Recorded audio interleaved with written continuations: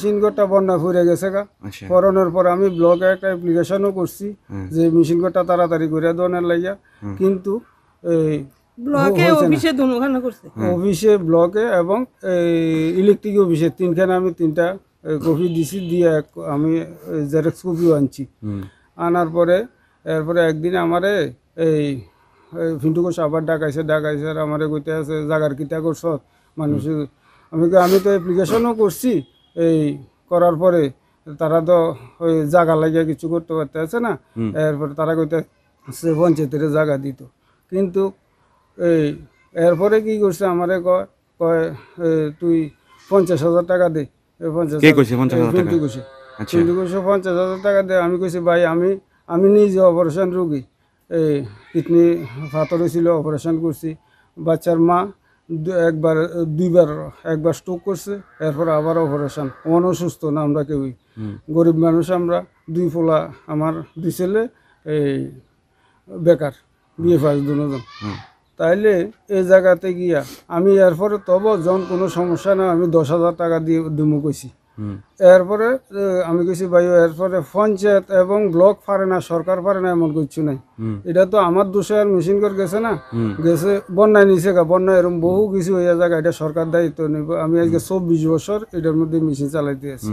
এরপরে কেউ কিন্তু কইতে পারতো না যে আমি আমার চলাকালীন জলে কষ্ট পাইছে বা আমি নিজে মেশিন ঠিক করে এই মানুষের জল দিছি। এরপরে 24 তারিখ এবার 24 তারিখ 24শে নভেম্বর 4টার দিকে এবার 3টে সাড়ে 3টার দিকে বইছে। বনের পরে ফিন্টু ঘোষ আসিল, ওই কানু ঘোষ আসিল, পঞ্চায়েতের আসিল 6 জন, 4 নম্বর ওয়ার্ডের আসিল 2 মেম্বার, 5 নম্বর ওয়ার্ডের হইল উপপ্রধান এবং আরেক মেম্বার এই হইল মনোরঞ্জন সরকার, আর হইল জামাল মিয়া না জানি কি লেখে উপপ্রধান। এরপরে 3 নম্বরের আসিল এক মহিলা মেম্বার, আর হইল ওই 1 নম্বর ওয়ার্ডের মেম্বার আসিল। তো এরপরে তারা কি করছে এবার ওই বাইনা জর্জরার একজনের আনছে, এর নাম হইল সুনীল সরকার, এমনি তারা তুফান কয়।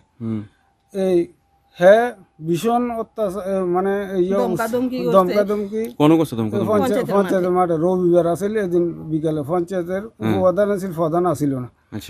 এরপরে এই তারা সব কইতে আছে যে আপনি চাকরি রিজাইন করে আর সই দিয়া দেন কাকু, নইলে ভালো হইব, নইলে খারাপ হইব। তো আমি ভয়ে আমি করছি, মানে মুদ্রা কথা আপনার কাছ থেকে ভয়ভীতি দেখা যায় বিভিন্ন সইটা নিছে।